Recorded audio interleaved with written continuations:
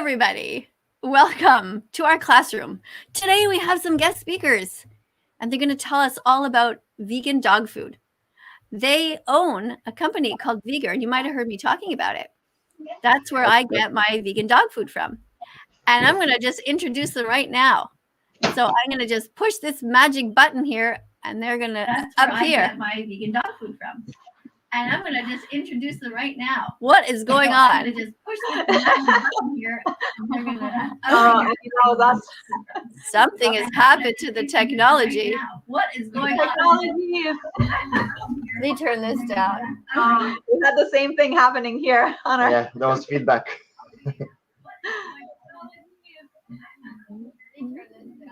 What is going on? Okay, there's feedback. Is it healed? Is it still there? What is going on? I think you have your video playing somewhere. How can the video be playing? That's so weird. Okay. Maybe your YouTube is open. Something is strange. Anyways, I've got somebody looking into it here. Just tell me. Just tell me. Gio, just tell me. Close tabs. Okay, I'm going to close some tabs. It's not us, is it? No, I don't think so. I was told to close tabs. Okay. Is it better? Still hear you a little bit. Yeah, I hear the echo. Now is it better? Yep, I think it's gone. Now it's better. Okay. Sorrow, all right. So here we have our guests. Nick and Sarah from Montreal. Hi, say hi, guys. Hey. Yeah. So you guys own the company called Vegard. Do you want to tell everybody a little bit about it? Oh my goodness, Stefania's already here. Thank God she didn't tell us to twerk. Okay, Stefania, thank you so much for being here. Do you guys know who Stefania is? I don't. So Stefania is a supermodel. She's from Australia, and she looks exactly like Marilyn Monroe. It's the coolest. Oh yeah, I can see from the picture. That's so cool. She started to contact me on TikTok and say that she liked my activism, and I was like, "What kind of a troll is this?" Like, because she just looked like Marilyn Monroe, and I'm just like, this person's vegan. And then I like went and looked, and she's like holding a bunny rabbit, and then she's surrounded by lambs, and she kept putting these comments that were saying, you know, animals should have a right to live and they shouldn't be murdered and all of this stuff. It was so fantastic. And then I checked, and she has like 1 million followers, and she like does all this supermodel stuff, and it's so cool. I'm so happy, and she's always so great. I've never met her in real life, and I just can't wait to give her a big hug. Thank you so much, Stefania. Yeah, thank you. Yeah. So Nick and Sarah, you guys look so good. You look super healthy. You must be vegan. Of course. So must, yeah. I think 8 years now. Okay. So is everybody able to hear us okay? If not, write something in the chat there and let us know, because we're, the technology fails sometimes. We're all still learning. It's amazing when you think about it that people go to school for years to learn about sound technology and lighting. It's a whole university course, and we're just like, okay, let's try and do this, and we're all fumbling through. So tell us a little bit about your company and how it got started. Well, first of all, thank you so much for having us on. Like, it's really a pleasure for us to be here with you live, and we always appreciate so much that you're promoting our products and using them and seeing the benefits yourself for Bella. And so how we started, so our company is Vegard, VGRRR Incorporated, and our website is vgrrr.com. And what we do is we specialize in vegan pet foods for both dogs and cats. And we're going to be even expanding into the fish market, not fish market, but food. Vegan food for fish, and bunny rabbits and other animals as well. So this is our longer term goals. But for now, we currently have food for cats and dogs, 100% vegan. So everything that we have and all the companies that we work with are vegan companies. So we try to keep everything in line with our ethical beliefs as much as possible. And how we started this company was that we had a cat. And when we came back from traveling, because we had gone vegan just as we left the country to go for a travel for a year around the world. And when we came back, we were starting. How long ago was that? This was 8 years ago. So seven years now when we came back. And we had a cat, actually two. One was my mom's.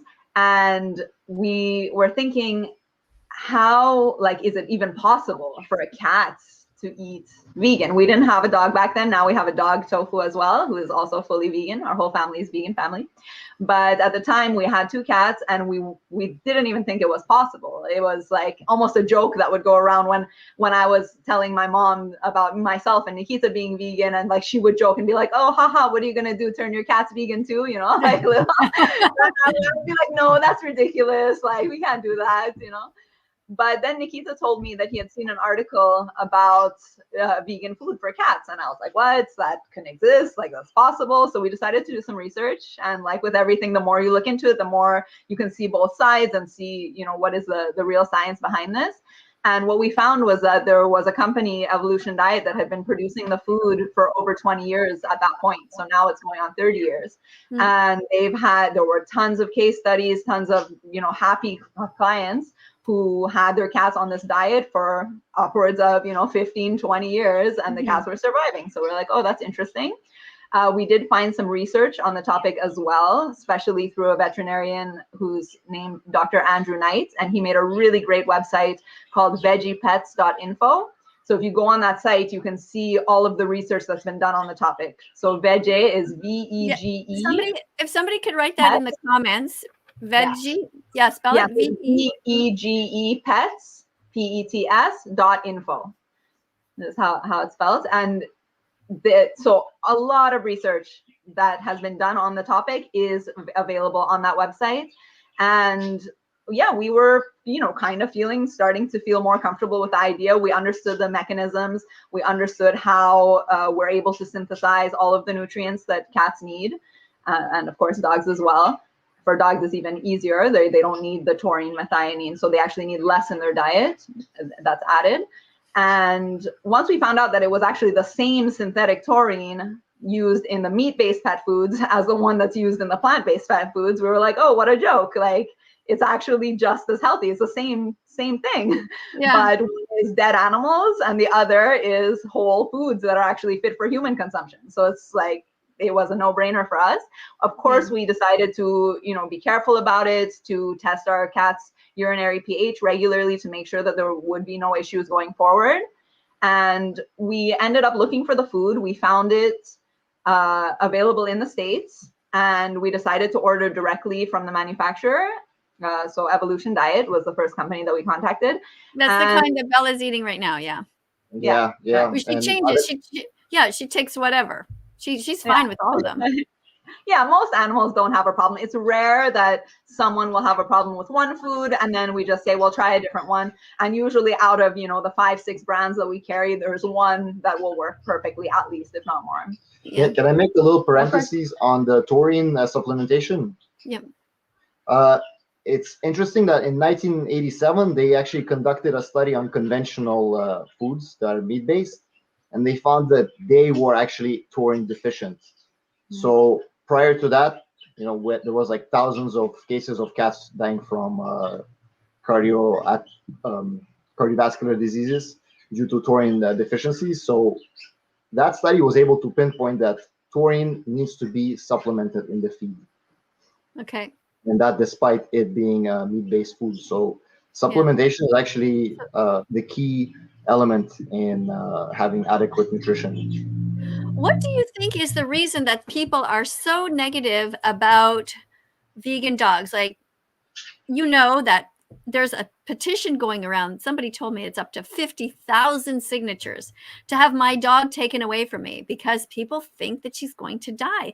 And I could show videos of her running and eating and swimming and jumping, and I could tell them 1,000 times that she's healthy, that vet said she's healthy, and they will still freak out. How do you explain that? What is going on in people's minds? So I can't say for sure what people are thinking, but I can put a guess towards a couple of things that would come to mind. Number one is that people love dogs, of course. Many people have personal relationships with dogs, so they really feel this connection, this bond with a dog, and they think that they want to do what's best for this animal, just like they would want to do what's best for another human. We make this kind of relationship with animals, especially those that we allow into our homes. So people have this idea about their dog. Oh, I love my dog so much, I want to do whatever I can to keep them healthy. And then when you hear the idea of a dog being fed a vegan diet, if in your mind you have this preconception that a dog needs meat, like a wolf, it's a wolf, it needs to hunt and eat meat, this thought comes in that like, oh, they're trying to kill my dog, you know, it must be horrible. It's just the vegan ideology, you know, these vegans, they just want to make everything vegan, and they don't think that just like they love that dog, there's other animals that are just like that dog that are being brutally murdered and massacred. There's this veil that's still covered over the eyes. So they think of the dog, poor dog. Oh, I don't want my dog to risk anything happening to this dog or any dog, but completely disregarding pigs, cows, chickens, mammals that are even closer to us than our dog, that are being chopped up into pieces to be made into food. So that's part of it. And then the other part is just the misinformation. People just still haven't looked into the research, taken the time to go in, dive, do that deep dive, read all the articles, not just the Google search, can dogs be vegan, can cats be vegan? That's not enough. It's important to look at the medical literature, see the research that's been done. That's why, again, that veggiepets.info website is a really good resource. And just look at it, look at the information. Once you see more, once you see that the oldest dog in the Guinness Book of World Records in 2008 was an Australian Shepherd named Bramble, who lived 28 years eating a vegan diet, you know, eating a fully vegan diet. It's still a really long time, even if 20 what 20 he was the oldest dog at the time anyway, like, and a fully vegan dog. So if that's possible, and there's thousands of dogs living this way healthfully, with anything seeing benefits, the more that information can get out there, I think the more people will maybe start to make that connection that like, oh, my dog could maybe even be healthier eating this food that's not waste products from a slaughterhouse, but rather whole foods that are transformed into a healthy meal, still supplemented with everything that they need to be healthy. Why would you go any other way?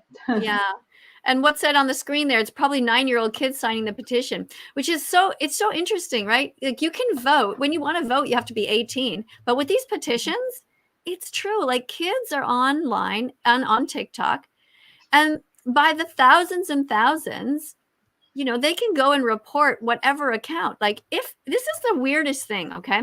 If, let's say, kids on TikTok decided that they wanted to take down anyone, like a doctor, like anyone, they probably could do it, because what they do is they just go in a giant gang and they spam the videos and just say that they're nudity or something like this when they're not. But if 10,000 people say that, you know, a doctor putting a Band-Aid on somebody's arm is like nudity or whatever, you know, after this happens over and over again, TikTok's just like, you know what, it's just not worth it. Like, we're just so tired of keeping on checking these videos. Like, and it's strange. It's like, it just goes to show you how much power different people have.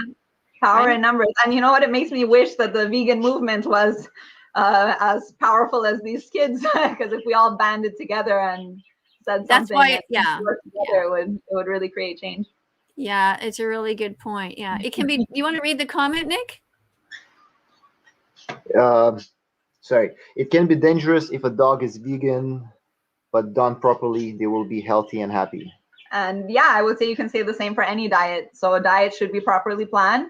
The good thing is that these vegan pet food brands have done the guesswork for you. We work with veterinarians, veterinary nutritionists to formulate a product that is 100% adequate so that your pet can thrive, both cat or dog. So it can actually be done a proper way. And luckily, you don't have to really guess about it. You can buy a ready-made meal.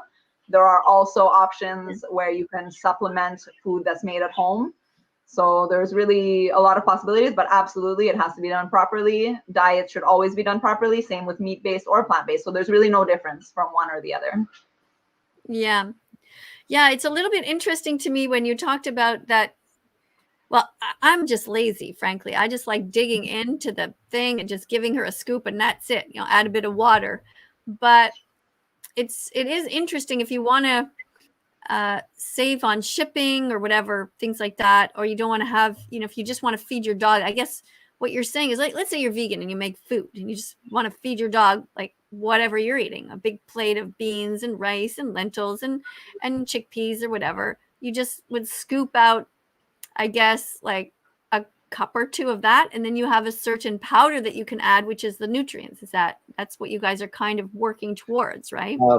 Yeah, it would actually come with a like a specific formulation. There's a recipe to follow, and it's important to be specific with it because you want to have a proper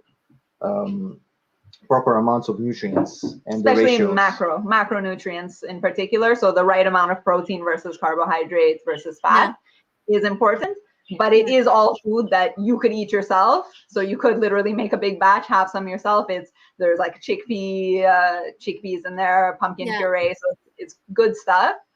But the supplement would only be added for the pets. Yeah, like that is very important. It's most of like some of the cases where you hear like there's like headlines, a cat is malnourished on a vegan diet. Well, was it a properly formulated vegan diet, or was it people just feeding them rice and tofu? You know, that's not going to cut it. It has to be appropriate formulation, and that is supplemented with bioavailable nutrients.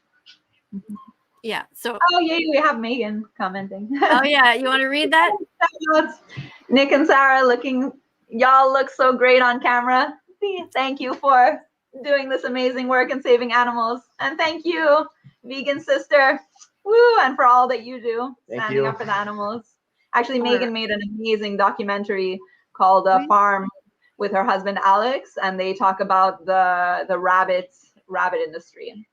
And Megan, what is her YouTube? Or anyways, write it in the comments. So if people want to go, or how can they find that documentary? Yeah, well, let's hope she answers. How do we see it? We saw it. Well, she sent it to us. Yeah, it was actually, hopefully she'll write it. They were very clever. Like what they did was there was a horror movie kind of challenge where like a show where people were pushed with the opportunity to create a horror movie and then stream it live during this horror night event. And this was the horror movie that they created. And there was an outrage, you know, because it's real horror. This is things that are really happening in the real world. I heard that. I heard that. But like, I have so much power to them for I heard that they do that on Halloween and stuff. Yes. They show Earthlings and they show Dominion Movement and people. It's the real horror, the most horrific true stories. Yeah, it's such a great idea, really. Mm-hmm. I don't understand horror movies. I just don't understand how anyone can watch them. There's a lot I don't understand. I don't understand why anyone would want to play video games. And I don't understand why anyone wants to watch horror movies. Like, there's so much sadness in horror. You literally turn on the news and you see millions of people dying. Like, it's just, why would you want to watch a horror movie? Like, just, anyway. Okay, your turn to read, Sarah. Okay. I do understand why you wish for your dog to be vegan. Sorry, it's because there's the camera's in the way of the screen. Vegan. However, my dog absolutely loves cheese and ice cream, as well as she is very old, and it would be very risky to try to change her food. So I would say right off the bat that it's actually not as risky as you would think. Always when we change our pet's diet or anyone's diet, it should be done gradually. So we always recommend a gradual shift from one to the other. It would be slowly incorporating 1/4 of the new food with 3/4 of the old food. So this way you would really be monitoring them over the course of 2 weeks to see if there's any issues, any stomach problems, diarrhea, anything like that, which usually, like, it's so rare. It almost never happens. So I don't think it would even be an issue. But it's important to do a slow, steady transition and be monitoring the whole time. And usually like that, they really go for the new food. There's really no problem. And also, if you want your dog to live a long, healthy life, don't feed your dog cheese and ice cream. That's absolutely true as well. Yes.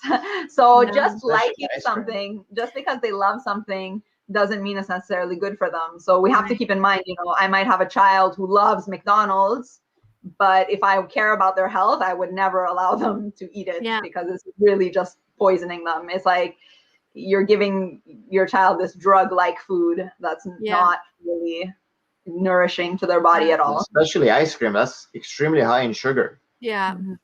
That's, I mean, no. So yeah, better to cut that out completely, go with a vegan formulation, and improve their health, especially if they're older. Okay, what's going on here? Nick, you want to read this one? Zoos are not okay. Yeah, zoos are not okay in my opinion, but going on a trip to the safari is fine as long as you are not hunting the animals, hurting the animals, in my opinion, as long as they are free in the wild. I mean, like, what do you mean by safari? Like a wild reserve, or is it like the safari that's like a zoo? I guess they mean a reserve. Like when you go to Africa and you go and watch them in real life, I guess. Yeah, I don't think that's such a bad idea to have like natural reserves for animals where they can just be themselves and, you know, away from humans exploiting them. I don't think that's so bad, but you can probably do some sort of trips. It depends, right? Because when you start getting into that, then you start filtering all these people into their environment to stare at them. And the next thing you know, you're building hotels on their land, and you're just, you know, because these people, when they go to Africa and to see them in the wild, like they're not going to sleep underneath the tree with a lion. You know, they're going to go somewhere after. So I don't know. I mean, it's definitely better, I guess, than going to a zoo where they're already forced behind bars. It's like terrible.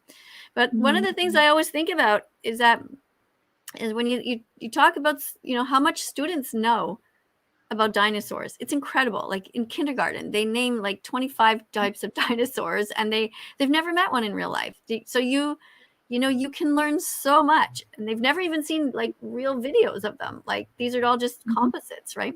So, you know, I think the best thing to do is leave animals alone, unless you are really trying to help them for some reason. You're trying to save them. That's different. I would agree. It's hard. It's hard because people love animals. I mean, I used to go to the zoo because I love animals. I just loved seeing them. Myself as well, yeah. Dogs are natural carnivores. We get this one a lot, natural and carnivores. Well, I mean, to be more specific, the classification is omnivore. And then going to natural, sure, natural. Does that mean like anything that's man-made is bad automatically? Like I don't agree with that. What about negative things that are natural? The plague is natural, rape is natural, murder is natural. Yeah. I mean, our natural diet, all it cares about is getting us to breeding age, and then we can die. That's natural, right? All that matters is being able to pass on your genes. So optimal. I think I'm naturally supposed to be dead. No. Yeah, but that's a really good point. It's a good point, right? Optimal and natural are not the same. Get to breeding age, and because in nature, animals. Well, I mean, I could argue that as a grandmother, I'm still helping, you know, because it depends. I don't know. But on the other hand, there's no like grandparent dogs around. Like, hey, let me help you change your dog's diaper. Like, right? Okay, next one, Sarah. Feline. Okay, felines need taurine, which comes from animals. Where are you getting taurine from? So great question. So I had kind of mentioned it briefly before, but taurine, although it can be obtained from animals, it's actually been synthesized for many years. And all of the meat-based pet foods use synthetic taurine to supplement their foods, because in 1987, they did a big research, and they found that many meat-based pet foods were deficient in taurine, and cats were dying. Many cats died because meat-based pet foods were deficient in taurine. So what they did was they started supplementing synthetic taurine. It's all been tested. We know that it works, and it reversed the problems. there was heart failure for many animals. So now they don't have that problem anymore because they add synthetic taurine, and it's the same synthetic taurine that we're using in our diet. So like the question is synthesized from what? So it is like natural chemistry. You can do a combination of molecules or amino acids and have a chemical process to make taurine. So it's through a bacterial fermentation, right? You can also have a fermentation process, extract from a fermentation as well. So it does not need any animals at all in the industrial production of taurine. It's actually a lot more economical to produce taurine this way. Which is great news. Yeah. Everybody wins. When you care about others and you want to do what's right, usually everybody wins. Yeah. It ends up working in your favor. Right. So cool. All right. Let's see what else we have here. Well, we have this always makes me smile. Yes. Oh, I want all of these fruits right now. You're making me hungry. Yeah. Making me hungry. All right. Let's see. Any other comments here? What's this? Melly juice. We eat everything you eat, just without the animal flesh and dead body parts, secretions. Right? Yeah, that's the vegan diet pretty much. Everything but flesh and secretions. So you guys are actually, one of the things that I never mentioned is that you guys are actually athletic, very athletic, and you are teachers as well. You teach different sports to people. You want to talk about that?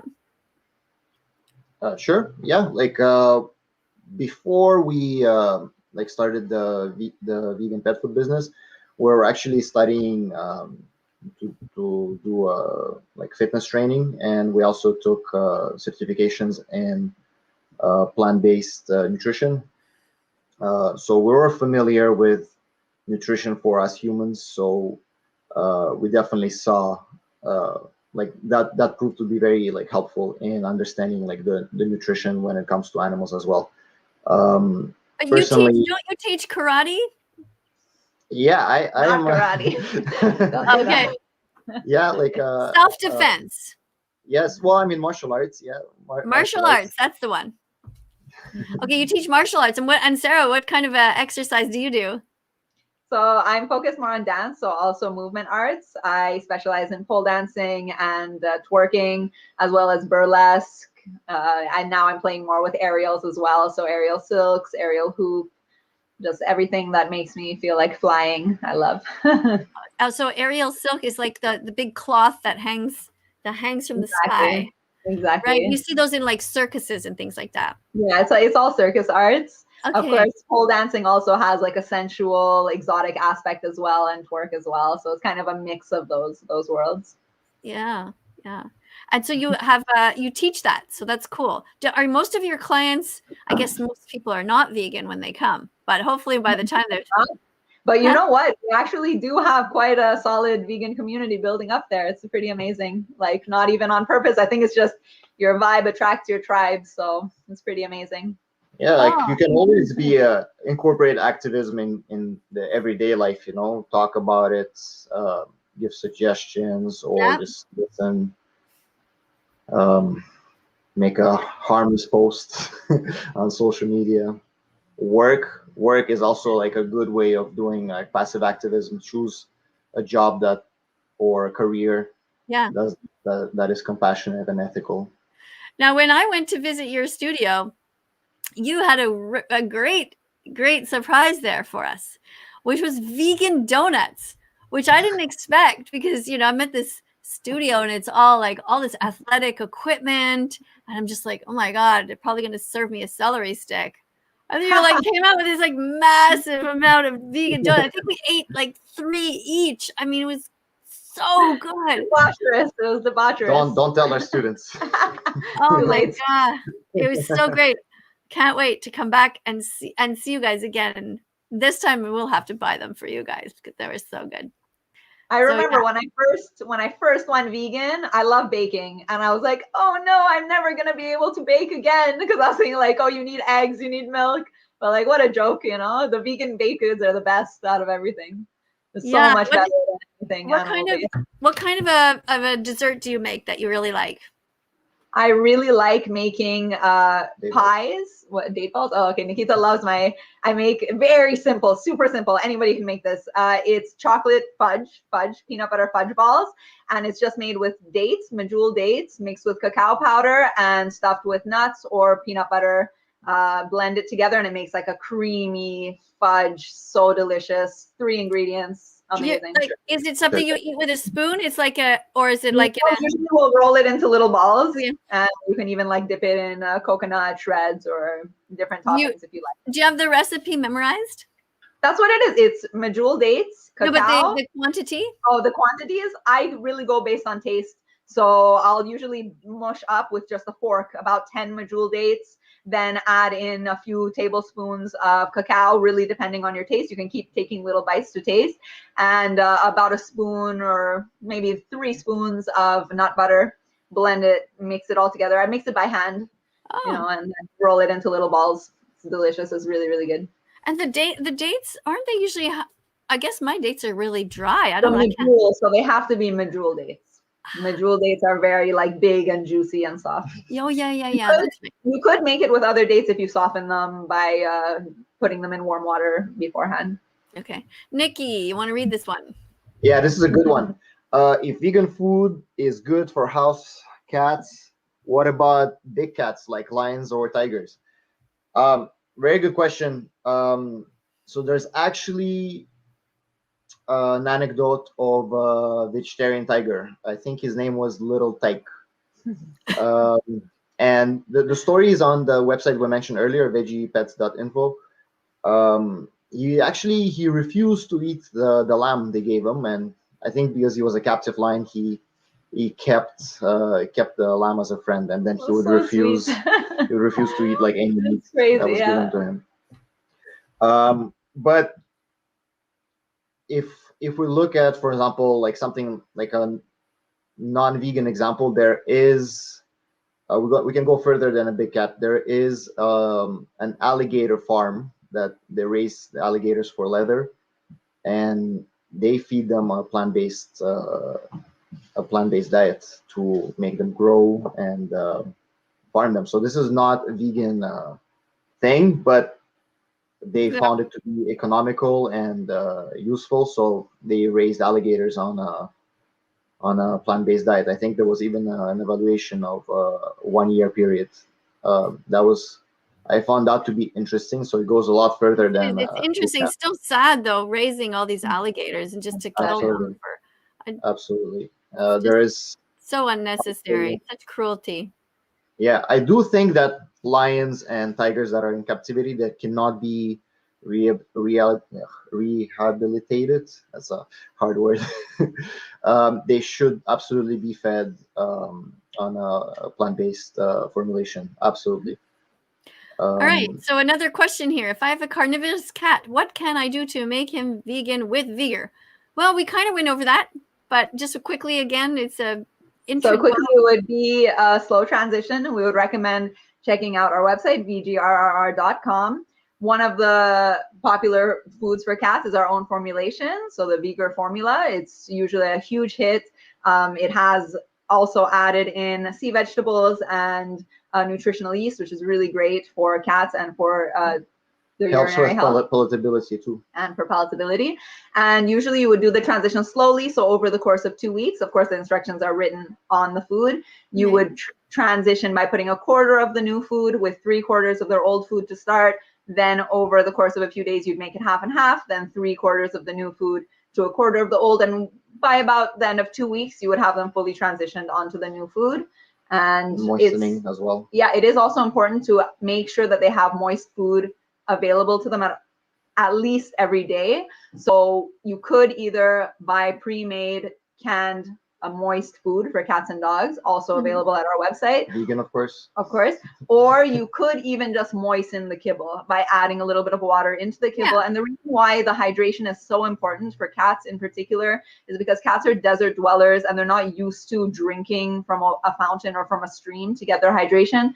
They get their hydration from their food. So it is important to always have some humid food to prevent the buildup of crystals in their urinary tract. Yeah, that's actually the most common health disease in cats. For all cats. For all Yeah. cats, fed any diet. Most people feed just dry kibble, and they don't bother feeding them moist. And often, what happens? The cats end up. And getting it's so easy. Just add a bit of water. And Exactly. And So if the here's- cat is finicky about eating it, you can also try adding a little bit of oil. So if they're finicky about having the water Yeah. mixed in with the food, if you put a little bit of oil, usually that will entice them Yeah, to they have go for it. fat receptors on their tongue, so like adding a little bit of fat to it makes it taste good. Like we noticed that, for example, even with like unsweetened vegan yogurts, they go for it, or vegan cheeses as well. They like those, or Yeah. even just like almond butter and Avocado, yeah. avocado. They love anything that's fatty. Fatty. Yeah, fatty. well, so do I. I don't know about you guys, but Yeah, definitely. fatty, salty. Okay, so what about this one? If your dog got terribly ill from natural causes or old age and was in a lot of pain, would you put her down? Okay, so personally for us, we would not. We would just try to make the living circumstance as comfortable as possible for our companion. We've had this experience in the past where we have animals who are very, very ill, and they do have the option of we take them to the vet and put them down, or we take them to the vet and do all kinds of surgeries and things that may or may not lead to a positive outcome. Usually we would try to really focus on their nutrition, being as healthy as possible, giving them as much care and attention as we can, and allowing them to kind of live out their last days with us, giving them as much as we can of our time, and to make sure that they're comfortable. I do understand in the idea of mercy killing, like it does make sense to me as a general principle, but what I've noticed in our own animals is that they really fight to live. They're always fighting to live. And even if watching horrible footage in slaughterhouses everywhere, these animals that are on death row are really fighting to live. Even when they're injured, even when they're so hurt, they really are afraid of death and they want to be alive. So I feel like I don't want to take that away from them, to let them live out the full experience. Personally, I disagree with that. Having worked as a nurse for 25 years and seen so much suffering, and we don't euthanize people, and we do euthanize pets. But and people can request it. Animals can't. That's the difference. Yeah, I can see what you're saying, but I think that I just think there's nothing worse than suffering. Like I would not. I would think it would be wrong to keep an animal or a person alive when they're in so much pain and sadness and discomfort and lonely, and they cannot live their life and do the things that they know. Like for me personally, if I was sick, I definitely do understand. If I was sick like that, if I was just not able to walk, like a dog, if a dog can't go outside and walk, and they're in pain, and every time they're walking, it's just a burden, and they're at the end. Personally, I don't think we should keep them alive for another few months. It would be the same for me, though. I think our society does a disservice to the elderly. I mean, I think it should be definitely available. I think euthanasia, because euthanasia is it's not a mean thing, and it is completely painless. And I really hope that when I get to that age, that somebody will have compassion for me and just give me an injection and let me go. And even if it means that I end my life 6 months earlier, I'd rather not suffer. And I've let everybody in my life know that if I ever need to be like on a breathing tube, or if I ever have Alzheimer's and I don't recognize people anymore, like something like that, like I hope that somebody basically puts me out of my misery. I want to contribute to society. I want to be able to walk around and feed myself. If I get to the point where I have a diaper and a tube feeding and all this stuff, forget it. Like, just no. That's I think that we should be following in other countries, and really I think euthanasia should be on the table, and it should be a real option. Also, for people that are just simply unhappy living. I mean, this is I go even further with this. I agree. I totally agree. If you want to kill yourself, you should totally be allowed. Why should somebody have to try to be terrified jumping off a bridge or whatever? Like, there's certain people who just know. They just know they don't want to be here anymore. I don't think there's anything wrong with that. Yeah, I mean, or taking a bunch of pills and I don't know, being in pain further, or terrified or whatever. I think that we should be compassionate and allow that. But I know people say it's a slippery slope, and I get that. And I know it's not so easy because we obviously don't want people to be coercing others into that. But when it comes to our animals, I did have a dog who was suffering, and I held her in my arms. She was a little white dog and looked like a lamb, really, lacy lamb chop. And when we put her to sleep, I was just, it was the most beautiful thing, honestly. Like she just relaxed in my arms and just fell asleep, and I was bawling my eyes out. Like I was just nonstop crying for like an hour and a half. I just couldn't let go of her. But I knew also it was a combination of that. It was just the right thing to do. Anyway. It's interesting how they call it like going to sleep. It's not exactly sleep, but like I'm really happy that was your experience. Permanent sleep, yeah. That's not always the experience, because I do know, well, this is like horrible stuff, that because of pentobarbital in pet foods that has been found in pet foods, actually a lot of shelter animals, it's harder to put them down because they already have small amounts of the drug that's supposed to kill them in their blood. So oftentimes it could take like 20 minutes, 30 minutes, and they end up having actually like a suffering, hard death. Or even like strange enough, just a friend of ours, they had to put down their dog because him too, he was really suffering. And she said that it was, if she could go back, she might not go through with it, because when they brought him to the vet, he was kind of like, okay, he was calm. But then as soon as they injected him, he realized something was really wrong, and he was like terrified and like tried to run away. Something is not okay with that. That's not, maybe I don't know, maybe the vet was trying to be cheap and give half a dose. Like that's bullshit. Like but it was really like, I'm talking like immediate. Like immediate. First of all, there's already a catheter there. You just literally put the thing, you push it, and immediate. I mean, it was many people have had to put their dogs to sleep. Although it was a bigger dog, maybe that's why also, I think. Yeah, I mean, that's horrible what you're telling me. That is just absolutely I was so heartbroken to that. What a terrible thing to have to go through. Let's see, is there anything? Girl teachers aren't supposed to swear. Oh, fuck off. Girl teachers. Okay. Do you think eating dogs is like eating another animal? What's the difference? Oh, that's a great question. So this is almost like the name the trait argument coined by Ask Yourself on YouTube, Isaac. So yeah, this is actually a great question to ask people, is what is the difference between a dog and a chicken or a cow or a pig that justifies to kill one and eat it, but love the other and treat it with respect and allow it to live out its life? So in my opinion, there's no difference from the perspective of this animal. If I'm looking out at the world through their eyes, smelling, tasting, feeling, I can relate to that as a human. We have the same senses. So what justifies cutting my throat because my face looks different than my neighbor, than another species? It's not justified. Needless killing for taste pleasure, to kill one just to enjoy pleasure for a moment from eating their flesh, that's not okay. It's just normalized. That's the only thing. What do you think? Why love a cat but eat a pig? Exactly. What does your heart tell you to do? Exactly. Those are the lyrics from a song from TikTok. That's somebody hasn't forgotten me from TikTok. Beautiful. Yeah, I miss TikTok. It's not the same, but anyway, yeah, we're here. We're still trying to save the animals over here. Miss Katie, hopefully you're getting the fish oil so you get yourself omega-3. Yeah, that's fun. So do you know where fish get their omega-3? This is a question. Where do fish get their omega-3? It's not from fish. It's not from shrimp. It's from algae. So omega-3 actually comes from plants. Omega-3 can be produced by our bodies. Well, the ALA can be converted into DHA. And ALA and DHA are both available in plants.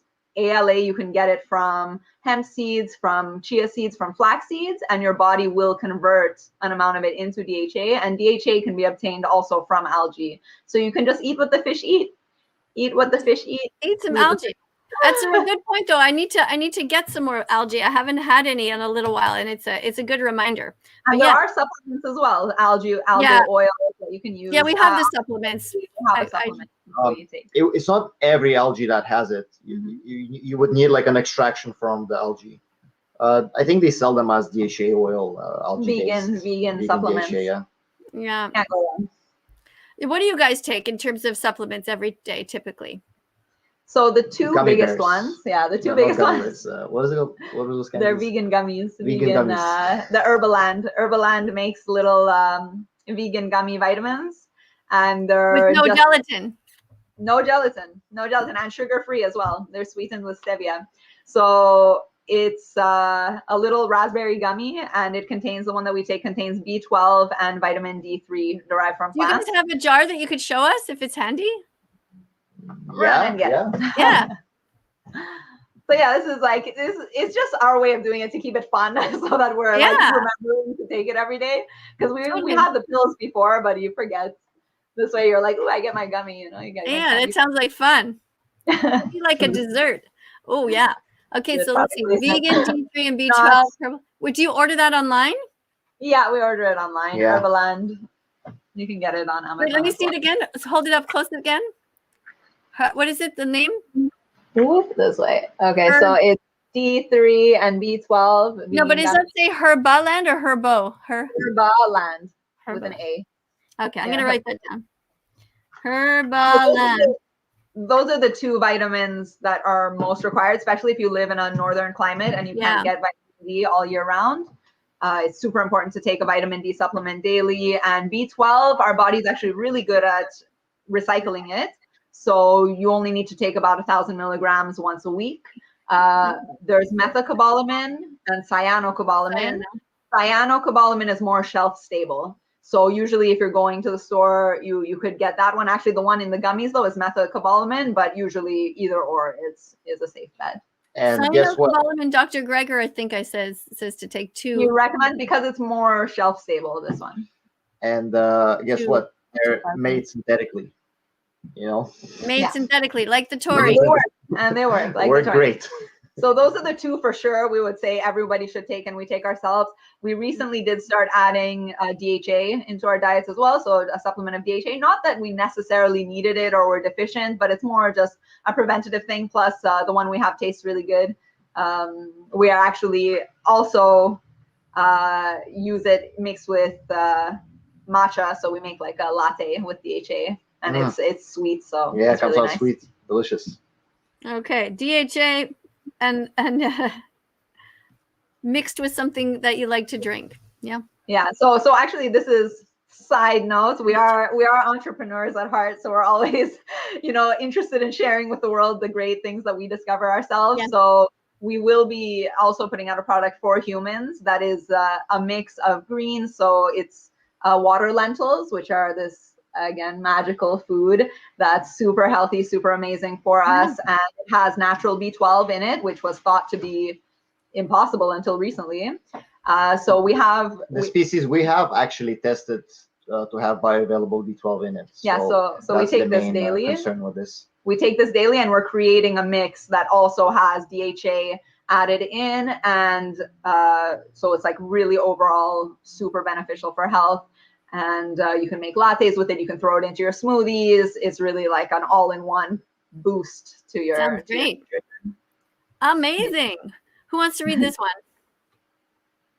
All right. Here we go. I'm vegan. Why, you may ask? I love animals, but since I don't have any animals, but I do have a chunky cat named Todd, and he loves apples. I feed it to him every day. My cat is 19. He's vegan. Yay. Okay. Wait. His cat eats apples? That's so weird. That's an interesting treat. That's pretty weird. I wonder what else does he eat? What's the other brands of that is vegan? I wonder what. And he's 19. Yeah, because you definitely can't eat just apples as a cat and be vegan. It's not going to cut it. Right. Okay. Well, let's just do 1 or 2 more here, and then we'll wrap it up for the evening. Sure. Go ahead, Living Sarah. vegan should be looked at as a moral baseline, a starting point for moral responsibility, not an end goal. I absolutely would agree with that. I really agree with yourself as well, Miss Katie, when you say that activism is really the moral baseline, because I feel, especially unless if I was vegan from birth, I'd be like, okay, being vegan is enough. But whenever we each decided to go vegan, there's a toll that we've taken already. Like we've taken so much that it would be a shame to think that just stop participating now is enough. You know, we have to do something for the wrong that we've done, and just admitting that to yourself and realizing that, like, oh, what I was taking part in was not okay. It was actually a Holocaust and it was horrible. And what can I do to help the animals that are still going through this? And just not taking part is not enough. Right. I agree.